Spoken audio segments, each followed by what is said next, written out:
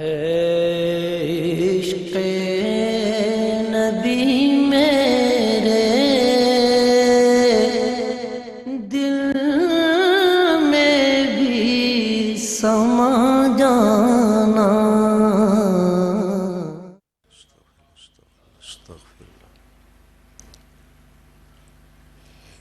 نحمده ونصلي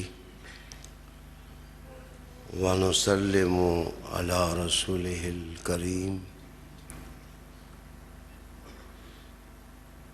أما بعد فأعوذ بالله من الشيطان الرجيم، بسم الله الرحمن الرحيم، ادعو إلى سبيل ربك بالحكمة والموعظة الحسنة وجادلهم بالتي هي أحسن، صدق الله مولانا العظيم۔ درود شریف پڑھیں۔ اللهم صل وسلم على سيدنا ونبينا ومولانا محمد وبارک وسلم صلی علیہ۔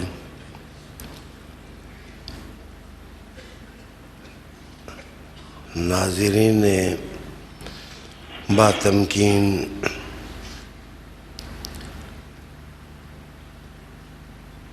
آج صدائے محراب میں ہمیں مبلغین اسلام اور ضروری احتیاطیں اس حوالے سے افہام تفہیم کرنا ہے۔ میں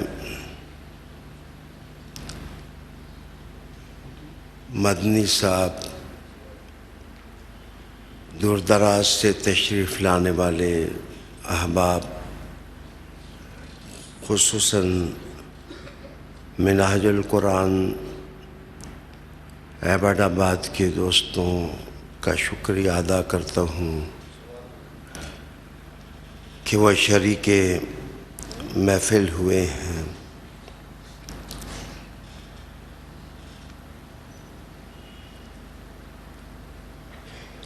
سب سے پہلے ہم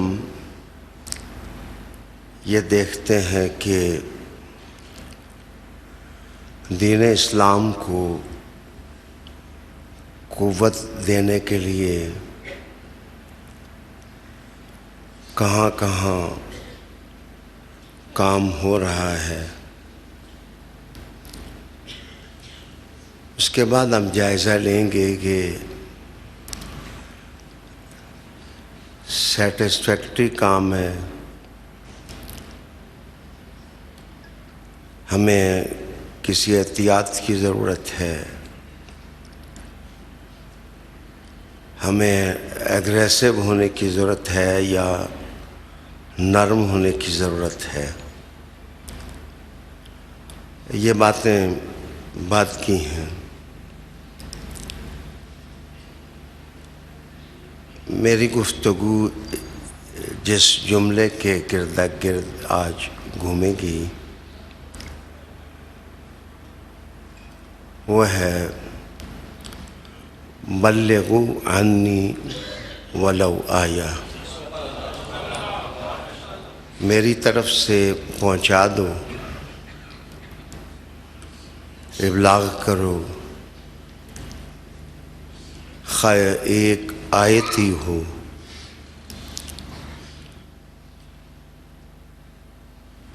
ظاہر ہے یہ خطاب امت مسلمہ کے ہر فرد سے ہے، جو ریاست دینی کے پرچم بردار ہیں، محسوس کرتے ہیں کہ ہم مسلمان ہیں، ہمارا تعلق دین اسلام سے ہے۔ قرآن مجید کی جو آیت میں نے پڑھی بڑا دل نشیں سا انداز ہے۔ ارشاد باری ہوتا ہے کہ تم اپنے رب کے راستے کی طرف دعوت دو بالحکمہ والموعظۃ الحسنہ، دانائی اور حکمت کے ساتھ،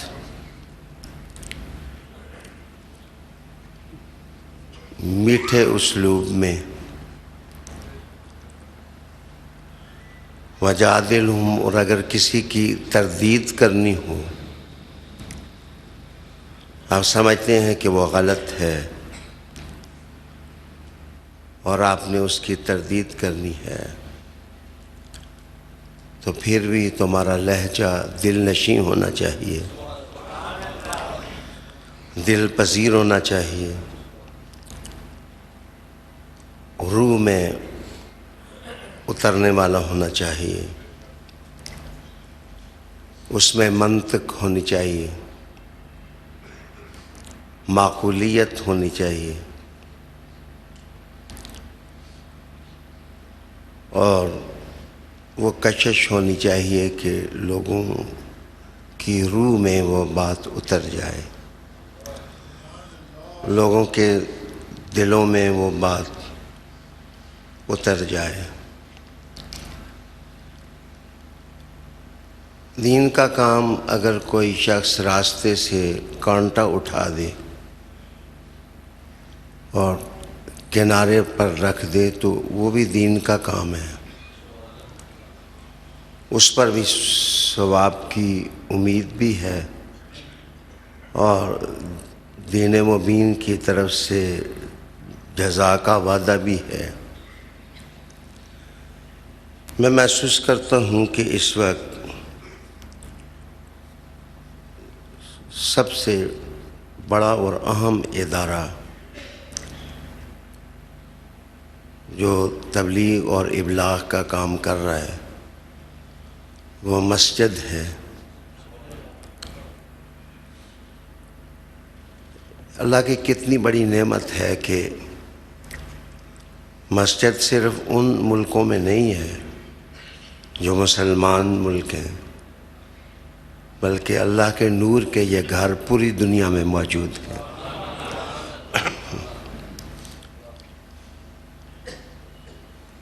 اس کے بعد یہ ہم دیکھیں گے کہ مسجد کا کردار دین کے اصل مقاصد کو کتنی قوت دے رہا ہے، کتنی طاقت دے رہا ہے۔ دوسری چیز ہے مدارس ہیں، میری مراد دین پڑھانے والی انسٹیٹیوشنز، جہاں دین پڑھایا جاتا ہے، نصاب کہیں کم ہے یا زیادہ ہے، ٹھیک ہے یا ٹھیک نہیں ہے، اس میں وسعت ہے یا نہیں ہے، اس میں اثر پذیری ہے یا نہیں ہے، دیکھنا ہوگا کہ مدارس جو مقاصد صفحہ نے امت مسلمہ کو دیے تھے وہ مدارس وہ کام پورا کر رہے ہیں یا پورا نہیں کر رہے۔ تیسری چیز ہے خانقاہیں ہیں، نقشبندی ہیں، چشتی ہیں، قادری ہیں، سہروردی ہیں، شاذلی ہیں، حسینی ہیں، طیفوری ہیں، مختلف طبقات ہیں، ان کی خانقاہیں کام کر رہی ہیں۔ لیکن آدمی اگر مرغی رکھے کہ مجھے انڈے ملیں گے اور میں اس سے مرغی کی نسل کو طاقت دوں گا، تو کیا خانقاہ بھی وہ مقاصد پورے کر رہی ہے جو مقاصد حسن بصری نے دیے تھے، زین پاک نے دیے تھے، امام باقر نے دیے تھے، امام جعفر صادق نے دیے تھے، یا بہاؤالدین نقشبند نے دیے تھے، سلطان الفقراء بہاء الحق زکریا ملتانی نے دیے تھے، جناب غریب نواز نے دیے تھے، شیخ عبد القادر جیلانی نے دیے تھے۔ دیکھیں، میں بالکل برملا کہوں گا کہ جو دنیا میں کنورژن ہوئی ہے، لوگ مسلمان ہوئے، جملہ سخت سمجھ کے مجھے گستاخ کوئی نہ بنا دے، یہ کام حکمرانوں نے نہیں کیا ہے، یہ صوفیاء کے کاروانوں نے کیا ہے۔ فیکٹس یہی ہے، حقائق یہی ہیں۔ سوال یہ ہے کہ غریب نواز نے 90 لاکھ کو کلمہ پڑھایا، خانقاہوں کے کام سے اتنی بگ کنورژن کیوں نہیں ہو رہی؟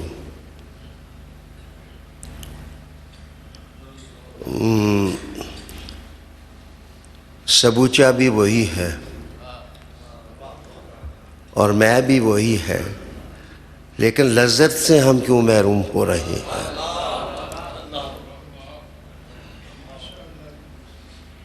سننا ہوگا کہ خانقاہ داتا صاحب نے کتنا کام کیا، غوث پاک کے ہاتھ پر تھاؤزنڈز نہیں لاکھوں میں لوگ، جی وہ قادری تھے، یہ چشتی تھے، یہ نقشبندی تھے۔ سادات الشریف کی کوششوں سے جاوا، سماٹرا، فلپائن اور انڈونیشیا تک لوگ دائرہ اسلام میں داخل ہوئے۔ تو ہمیں انصاف سے سوچنا چاہیے کہ اب مدارس سے تو کریکٹر ڈیمانڈ کریں، لیکن خانقاہوں کو، ہم خود خانقاہ نشین ہیں، ہمیں بڑے ٹھنڈے دل سے سوچنا ہوگا جو کچھ دنیا میں ہو رہا ہے یہ زیادہ دیر تک سائلنس قائم نہیں رہے گی۔ میرے لفظوں کو سمجھیں، حالات جب زیر و زبر ہوں گے تو کیا برفستانوں کی طرف خانقاہیں برف کے نیچے دب نہیں گئیں؟ آج امام بخاری کے مزار سے وہ تازگی کا پیغام ابھارنے کے لیے بخاری پڑھانے کے انداز میں ہمیں کچھ سوچنا ہوگا۔ امام بخاری بھی وہی ہے، ان کی بخاری بھی وہی ہے، وہ سب قائم ہیں۔ عالی وقار دوستو، واز تھوڑا خشک ہے، لیکن اگر ہم اس طرف نہیں بڑھیں گے تو اصلاح کی رسی کون ہلائے گا؟ کہاں سے چینج شروع ہوگی؟ اس کے بعد بعض ممالک کے اندر جو مسلمان حکومتیں ہیں وہ لگی رہتی ہیں، کوشش کرتی ہیں کہ پروموٹ کریں ویلیوز. مثلاً مشرقی ریاستوں میں جس وقت قرآن مجید کے نسخے چاہیے تھے لاکھوں میں، اس وقت جو سعودی عرب کے لوگوں نے کردار ادا کیا وہ اپریشیبل ہے. انہوں نے لاکھوں میں قرآن مجید کے نسخے پہنچائے، پڑھے گئے. تو جستا جستا چنگاریاں سلگتی ہیں، لیکن کوئی سلگتی چنگاری دیا نہیں بن پا رہی، شمع نہیں بن پا رہی. سورج تو دور کی چیز ہے. بہرحال جتنا کام ہے اپریشیٹ کرنا چاہیے. فنڈز دیے جا رہے ہیں. میری بات سنیں، اور یہ سادی سی بات نہیں ہے کہ علی علی نہ کرو. اس کو آپ سادہ سمجھتے ہیں کہ حسن کا نام نہ لو، حسین کا نام نہ لو. یہ جناب میں اشارے ہی کر سکتا ہوں کہ جس قوم کو علی جیسا بہادر ہیرو ملا ہوا ہو، اصل میں اس قوم کو پسپا کرنا مشکل ہے. جو دشمن ہیں مسلمانوں کے، وہ کہتے ہیں کہ علی کو ان کی صف سے نکالو. یہ خود بخود دب جائیں گے، لیکن جدھر ایمان ہوگا یہ نعرہ کب دبے گا؟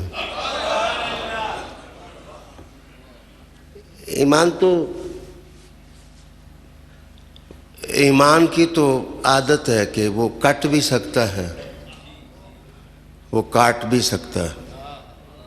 ایمان کی عادت ہے وہ پھٹ بھی سکتا ہے، وہ پھاڑ بھی سکتا ہے. ایمان کی عادت ہے وہ پڑھ بھی سکتا ہے، پڑھا بھی سکتا ہے. ایمان کی عادت ہے کہ وہ منصور کی طرح سولی پر لٹک بھی سکتا ہے، اور امام حسین کی طرح کربلا کا ہیرو بھی بن سکتا ہے.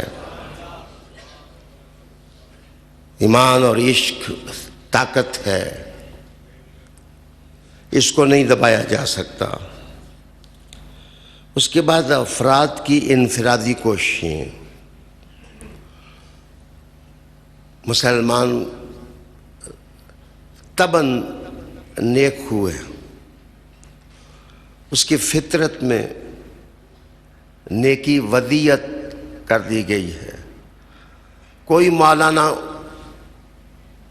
اس سے نہ ملے، جب اس کے پڑوس میں کوئی شخص بھوکا ہو تو وہ روٹی تشت میں رکھ کر کے خود پہنچ جاتا ہے. کوئی مبلغ اس کو نہیں سمجھاتا، لیکن اس کو سمجھ آ جاتی ہے کہ میں رحمت للعالمین کا نوکر ہوں، مجھے دنیا میں رحمت للعالمینی کرنی چاہیے. اس وقت بلینز کے حساب سے مسلمان انتہائی مغرب سے لے کر انتہائی مشرق تک، انتہائی شمال سے لے کر انتہائی جنوب تک خود کوشش میں لگے ہوئے ہیں کہ اسلام کا پرچم سرنگوں نہ ہو.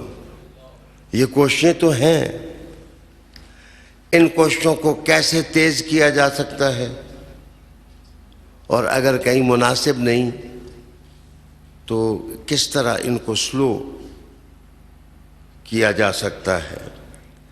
جناب اس کے بعد تعلیمی ادارے ہیں،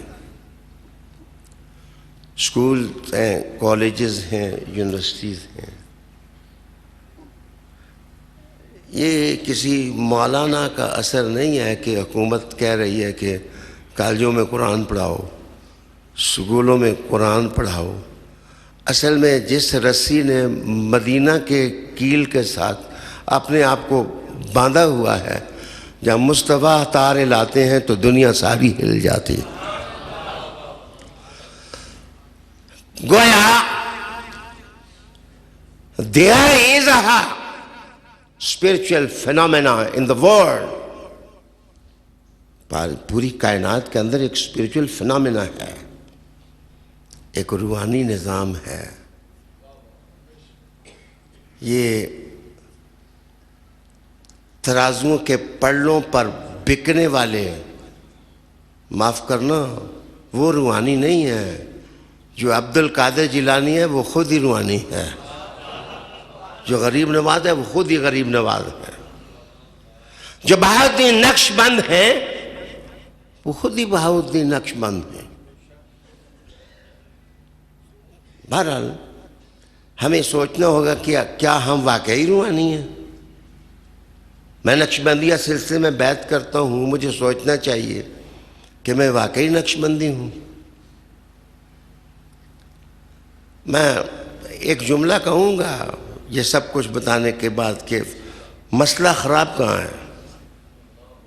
میں بتاؤں گا مسئلہ کہاں خراب ہے. اس کے بعد میرے دوستو معاشرتی عوامل ہیں,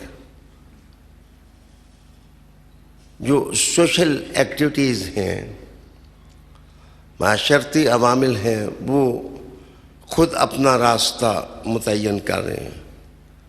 مثلا کسی جگہ کوئی مبلغ نہ پہنچے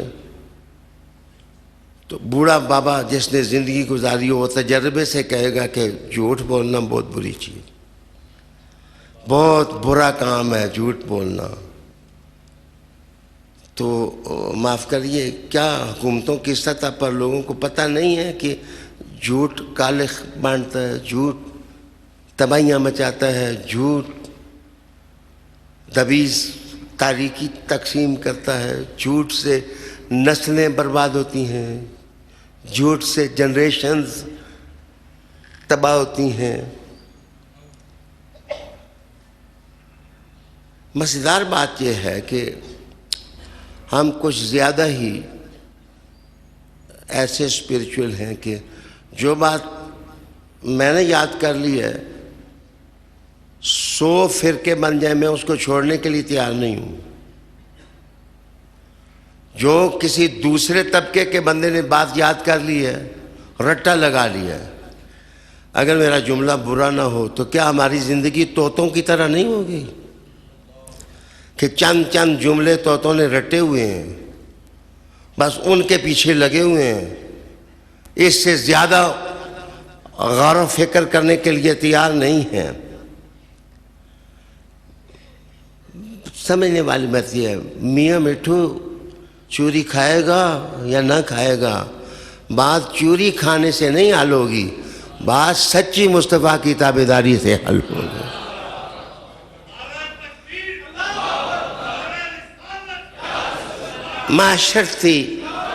معاشرتی ایکٹیویٹیز, مثلا مجھے لت پڑ گئی ہے, عادت پڑ گئی ہے مجھے, میں بوڑھا آدمی ہوں, 70 سال کا ہوں, تو میں اپنی عادت کو ہر قیمت پر پورا کروں گا. کیا ہمارے مفتیان کرام, کیا ہمارے علماء, کیا میرے جیسے داعین اور مبلغین کچھ عادتوں کا نشہ نہیں پڑ گیا ہمیں؟ کیا ہم ان کو for sake of Madina, for sake of رسول اعظم, for sake of Allah almighty, ہم اللہ کی بندگی کی خاطر ہم ان کو چھوڑنے کے لیے تیار نہیں ہیں؟ ہم سب کہتے ہیں کہ ہم رسول کریم کے وفادار ہیں, لیکن اس جملے پر بھی سوچنا پڑے گا کیا واقعی سب ہم وفادار ہیں؟ تو پھر مجھے بتائیں, مغرب کے پلڑے میں کون بکتا ہے, مشرق کی تجوری پر کون بکتا ہے, شمال کی ہٹیوں پر کون بکتا ہے, جنوب کی ہٹیوں پر کون بکتا ہے, کریکٹر کہاں سپائل ہوتے ہیں, گالی گلوچ کیوں دی جاتی ہے, آیات قرآن کو کیوں چھوڑا جاتا ہے, احادیث کو کیوں ترک کیا جاتا ہے, نیا خانہ نفس جو ہے اس کو میں کشی کرنے کی عادت کون ڈالتا ہے. جناب اصل میں جو غریب نواز کے نوکر تھے وہ واقعی غریب نواز کے نوکر تھے، وہ اپنی نہیں چلاتے تھے، وہ غریب نواز کی چلتی تھی۔ جو قادری تھے وہ عبد القادر جیلانی کی چلتی تھی، وہ اپنی نہیں چلاتے تھے۔ جو نقش بندی تھے وہ بہاؤالدین نقش بند کے پیچھے چلتے تھے۔ نفس کی ہڈیوں نے اور نفس کی آگ نے، بابا بلے نے کہا کہ کیا شہزاد حنیف صاحب آج میں سننا چاہوں گا، نفس پلید پلید کی تا اصل پلید نہ ہاں۔ ہم کارواں کو لے کر کس طرف جا رہے ہیں؟ تھوڑا آگے بڑھ لوں۔ تبلیغی گروپس ہیں ہمارے، مختلف گروپس بنے ہوئے ہیں۔ جو 6 نقطوں پر جمع ہوا ہے اس کو 100 سال ہو گیا، وہ 6 نقطوں پر ہی ہے۔ جو 3 نقطوں پر جمع ہوا ہے وہ جناب 125 سال ہو گیا، وہ 3 نقطوں پر ہی جمع ہوا ہے۔ جناب علی جس نے کہا بس استنجا غسل صحیح ہونا چاہیے، وہ حمام ہی میں اپنی زندگی کو روک کر کھڑا ہوا ہے۔ مجھے ذرا سوچ کے بتاؤ، حضور اللہ کی طرف سے ہدایت کے لیے قرآن لے کے آئے تھے، قرآن کے ساتھ کون کھڑا ہوگا؟ کتاب اللہ کتاب اللہ کتاب اللہ کی تعلیمات کے ساتھ کون کھڑا ہوگا؟ ہدایت کی کتاب تو حضور قرآن لے کے آئے تھے۔ ہم سب نے قرآن مجید کے ساتھ کیا کیا؟ علی علی کرنے سے اس لیے منع کیا جاتا ہے کہ جدھر علی آتا ہے ادھر قرآن آتا ہے، قرآن آتا ہے، اور جدھر قرآن آتا ہے ادھر خود بخود علی آ جاتا ہے۔ اچھا معاف کرنا، عجیب تماشا طرفہ یہ ہے کہ من کی بڑھاسیں نکالنے کے لیے، فرسٹریشنز دور کرنے کے لیے ہم نے اپنے اپنے نعرے بنائے ہوئے ہیں۔ تو میں تو کچھ نہیں کہوں گا، میں صرف یہی کہوں گا تعالوا الی کلمۃ، اس بات کی طرف آؤ جو تمام فرقوں میں سوا سوا ہے، برابر ہے، اس میں ہدایت ہے، اس میں نور ہے۔ یہ جو بم پھٹ رہا ہے دنیا کے اندر مذاہب کو تباہ کرنے کا، یہ بغیر قرآن مجید کے ساتھ سہارا پکڑنے کے اور کوئی راستہ ہی نہیں ہے۔ ریاض حسین شاہ کی باتیں نہیں چل سکتی زیادہ دیر تک، کسی اور مفکر ریفارمر کی باتیں، ان میں طاقت نہیں ہے، توانائی نہیں ہے کہ وہ انسانیت کو اپنے ساتھ لے کر چلے۔ توانائی ہے تو قرآن میں ہے، وہ ساری کائنات کے لوگوں کو اپنے ساتھ لے کر چل سکتا، منزل کی طرف جا سکتا ہے۔ عالی وقار دوستو، تبلیغی گروپس اڑے ہوئے ہیں، فرقہ واریت ہے، سیکٹیرینزم ہے، فسادات، لڑائیوں جھگڑوں کو طاقت دینے کے لیے عالمی سطح پر کوششیں ہو رہی ہیں، فنڈز لگائے جا رہے ہیں۔ مسلمانوں کو اور ادھیڑو، مسلمانوں کو اور دھڑک جائیں، یہ لخت لخت ہو جائیں، یہ چورا چورا ہو جائیں۔ ہمیں نئی انگڑائی کے ساتھ تازہ جہاں تلاش کرنا ہوگا۔ کہاں سے نسیم سکون، نسیم راحت کہاں سے میسر آ سکتی ہے؟ اس کے بعد میڈیا ہے، الیکٹرانک میڈیا ہے، پرنٹ میڈیا ہے۔ ہمیں دیکھنا ہوگا کہ اس کے اندر اسلام اور اسلامک ویلیوز کو پروموٹ اور سپورٹ کرنے کا کام جو ہے وہ تسلی بخش طریقے کے ساتھ ہو رہا ہے یا نہیں ہو رہا ہے۔ اس کے بعد تعلیم بالغہ ہے کہ جو لوگ شعور پکڑ چکے ہیں ان کی ایجوکیشن جو ہے وہ ٹھیک ہو سکتی ہے یا ہو چکی ہے یا نہیں ہو پا رہی. تاریخ نے ہمیں کیا کیا ورثہ دیا ہے. ہم ہسٹری سے کیا سبق ہم سیکھ سکے ہیں. معاف کیجئے بہت پیارے میرے دوستو، یہ الیکٹرانک میڈیا کی رسیاں بھی تو ہیں.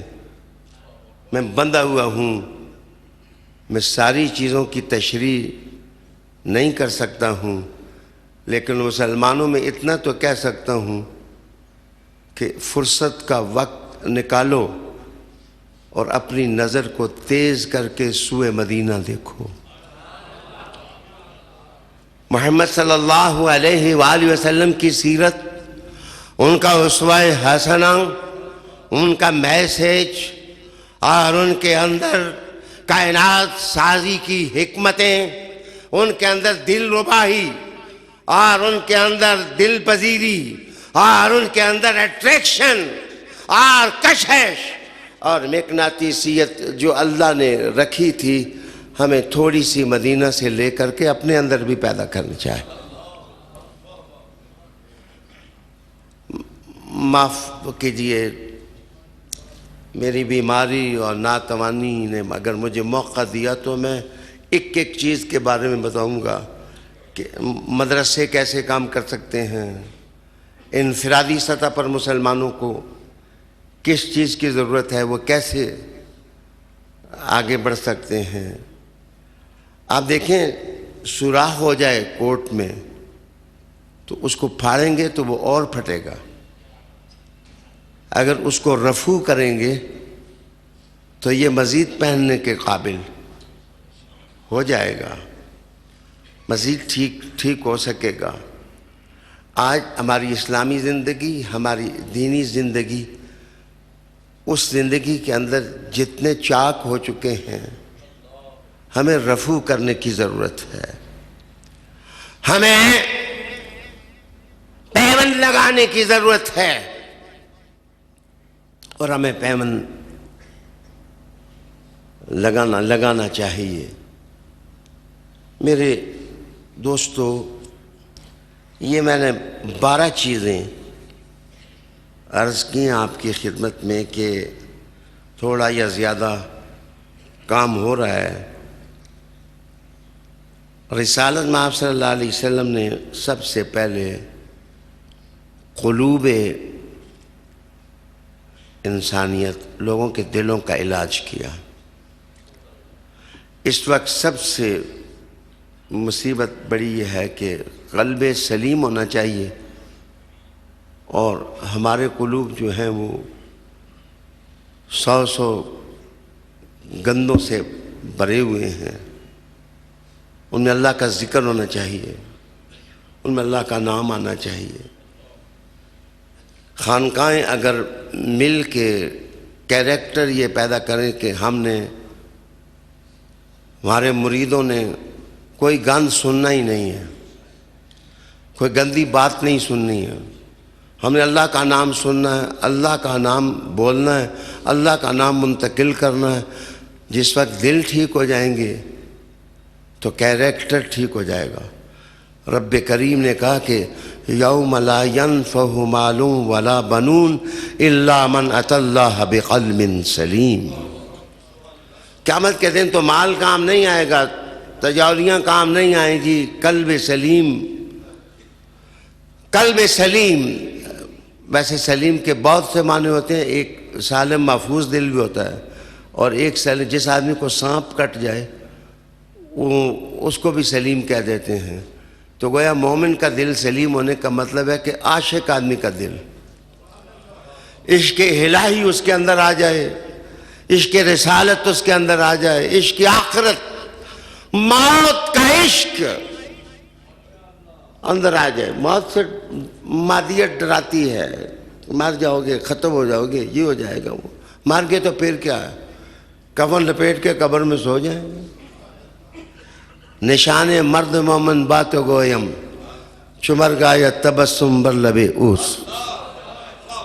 مسلمان کی نشانی یہ ہے کہ مسلمان موت سے نہیں گھبراتا ہے.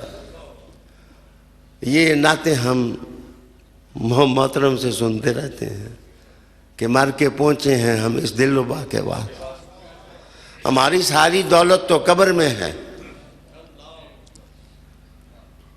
اللہ اکبر. ہماری مجبوری ہے قاری یونس صاحب, ہم نہ قبر کو یاد کرنا چھوڑ سکتے ہیں نہ ٹبر کو یاد کرنا چھوڑ سکتے ہیں.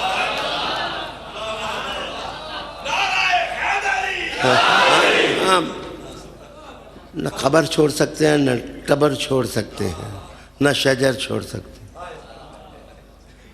رسالت مآب صلی اللہ علیہ وسلم میں جو لوگ قدموں میں بیٹھے ہیں حضور کے, یہ سورج 1 کروڑ دفعہ پھر گھومے تو اس میں وہ روشنی نہیں ہے جو صدیق اکبر کے وجود میں روشنی ہے. حضور صلی اللہ علیہ وآلہ وسلم کے جو صحبت میں, کیا ہم خود نہیں لگے ہوئے دیوانوں کی طرح؟ ایک اس شاخ کو کاٹ رہا ہے جس پر خود بیٹھا ہے, دوسرا اس شاخ کو کاٹ رہا ہے جس پر بیٹھا ہے. کوئی اہل بیت کی مخالفت کر رہا ہے, کوئی صحابہ کی مخالفت کر رہا ہے. اس کا مطلب ہم نے نسبت نہیں سمجھی. اصل محبت تو حضور کے وجود سے.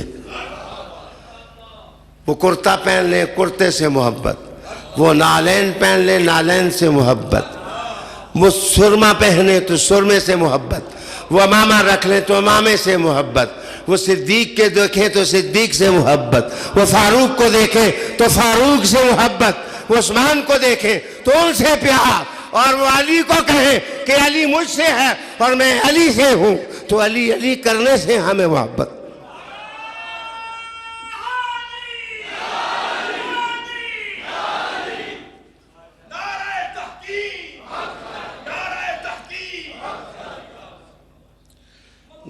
دوسری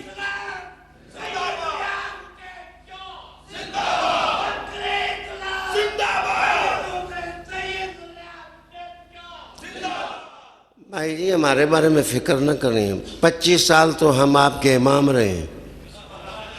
25 سال میں ہم یقین نہیں دلا سکے تو اب میں قبر میں پاؤں ہیں کیسے یقین دلاؤں؟ تو ہمیں رک کر کے اپنے رویے بدلنے ہوں گے, اپنا ایٹیچیوڈ بدلنا ہوگا, اپنا ایپٹیچیوڈ بدلنا ہوگا. ہمیں تسلی سے غور کرنا ہوگا کہ ان اداروں کو ہم کیسے مؤثر بنا سکتے ہیں اور اسلام اور دین کا پرچم ہم کس طرح بلند کر سکتے ہیں. کوئی آپ کی مدد کو اب نہیں آئے گا کہ مدرسے مضبوط ہو جائیں.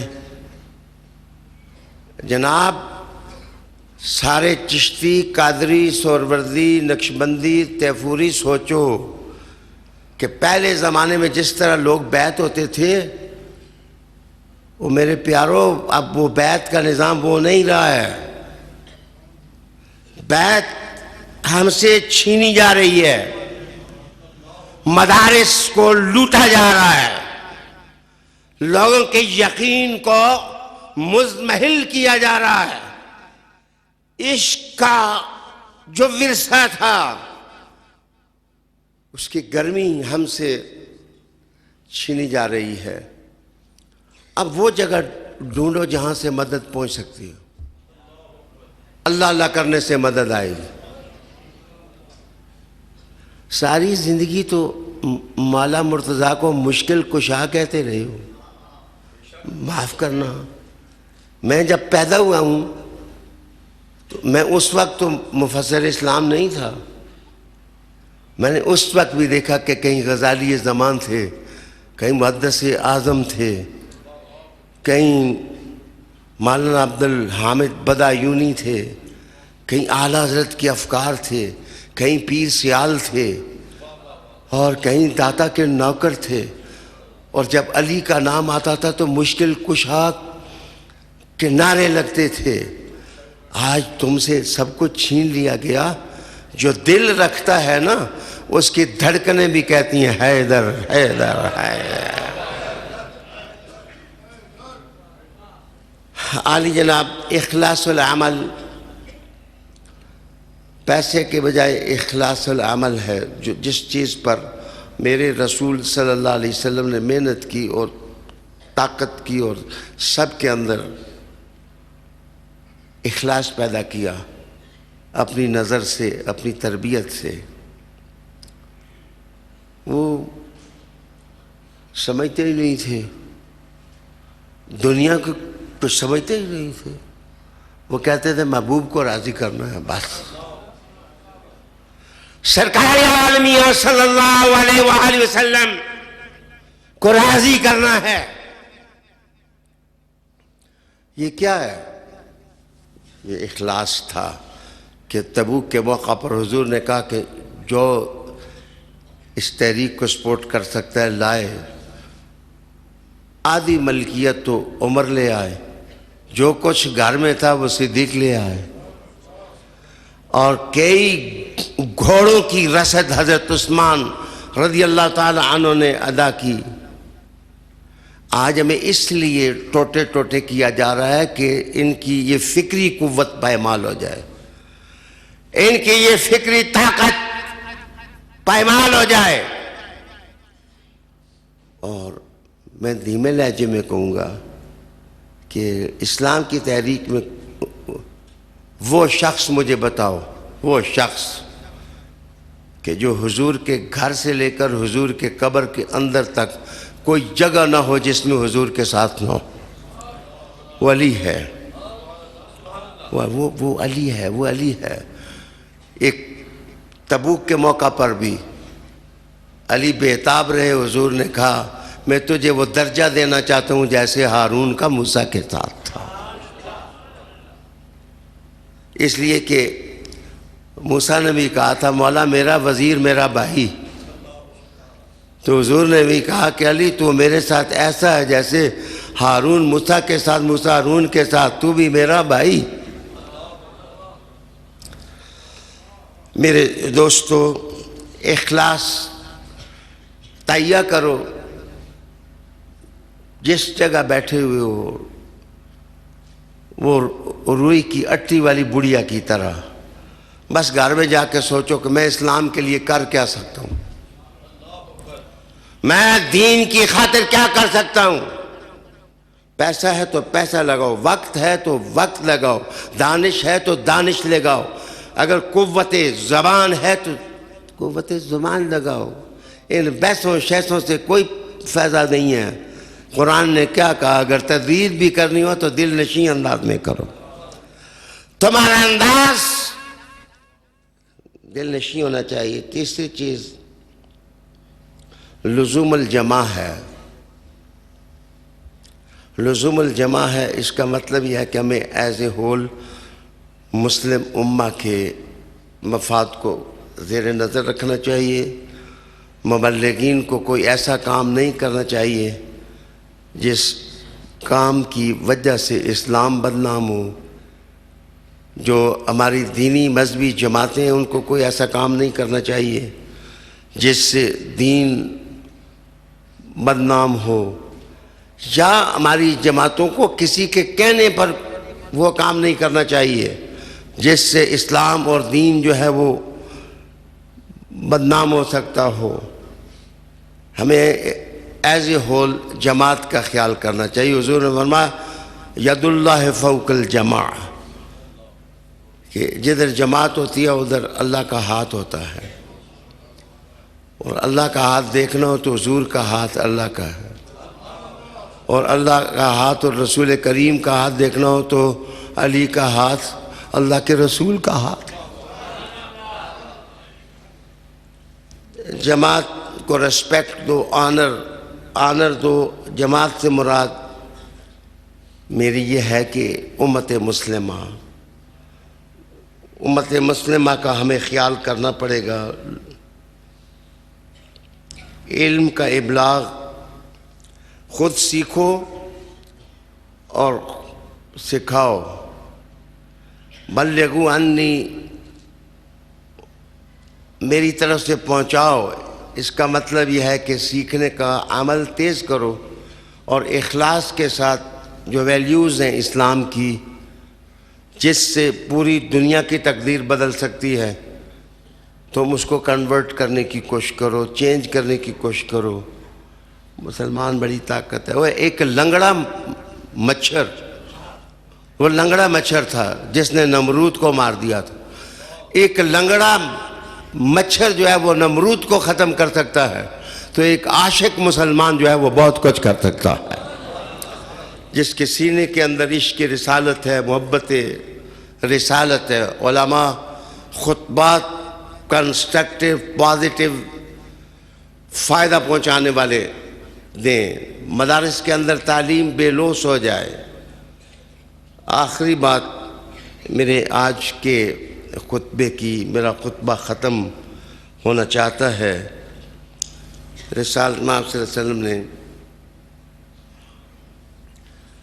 ذہنی سطح کا خیال ہمیشہ رکھا کہ رسالت مآب صلی اللہ علیہ وسلم نے انٹلیکچوئلز کی قدر کی، علماء کی قدر کی، اور علماء بھی اچھے طریقے سے رہے۔ ہمارے کسی کام سے نہیں پتہ چلنا چاہیے کہ ہم علم کی مسند سے تعلق نہیں رکھتے یا خانقاہ کے ساتھ ہمارا تعلق نہیں ہے۔ ہمیں اپنی قول و گفتار پر ہمیں جناب گرفت قائم کرنی چاہیے۔ بس آخر میں ایک مثال، میں حدیث پوری نہیں سناتا، میں ایک اشارہ کر رہا ہوں کہ رسالت مآب صلی اللہ علیہ وسلم سے ایک نوجوان اٹھا اور اس نے اٹھ کے کہا کہ حضور مجھے بے حیائی کرنے کی اجازت دے دیں، برا کام کرنے کی مجھے اجازت دے دیں۔ تو آگے تو رسالت مآب صلی اللہ علیہ وسلم کی طویل حدیث ہے، کیا تو یہ ماں یا بہن اس کے ساتھ تو کر سکتا ہے یہ کام؟ لیکن اصل چیز یہ نہیں ہے، جو حدیث کا یہ ٹکڑا ہے کہ حضور نے کہا میرے قریب ہو، میرے قریب ہو، وہ اور قریب ہوا، حضور نے کہا اور میرے قریب ہو، حضور نے کہا اور میرے قریب ہو۔ تو حدیث میں آتا ہے کہ اس کے گھٹنے حضور کے گھٹنوں کے ساتھ مل گیا۔ رسالت مآب صلی اللہ علیہ وآلہ وسلم نے مقاربت اور قرب اور یہ شان دل بری دی کہ اس کے اندر سے گناہ نکل گیا اور اس کے اندر نور خدا آ گیا۔ آج اس دل بری کی ضرورت ہے کہ ہم مسلم معاشرے اور سوسائٹی کے اندر پروفیشنل یا ٹریڈ کمپنی کی طرح ہم خانقاہوں، مدرسوں، مسجدوں کے اندر نوکر بن کر ہم نہ رہیں، حضور کے نوکر بن کر ہم جائیں اور دینی ویلیوز اور دینی طاقت دیں۔ انشاءاللہ العزیز میں بشرط صحت اگلے پیر کو بھی جب حاضر ہوں گا تو اسی سے میں اپنا عنوان آگے اٹھا کر کہ ہم دین اسلام کی خدمت کس طرح کر سکتے ہیں۔ اللہ تعالیٰ آپ کا اور میرا حامی ناصر ہو کہ محمد سے وفا تو نے تو ہم تیرے ہیں، یہ جہاں چیز ہے کہ اللہ و قلم تیرے ہیں۔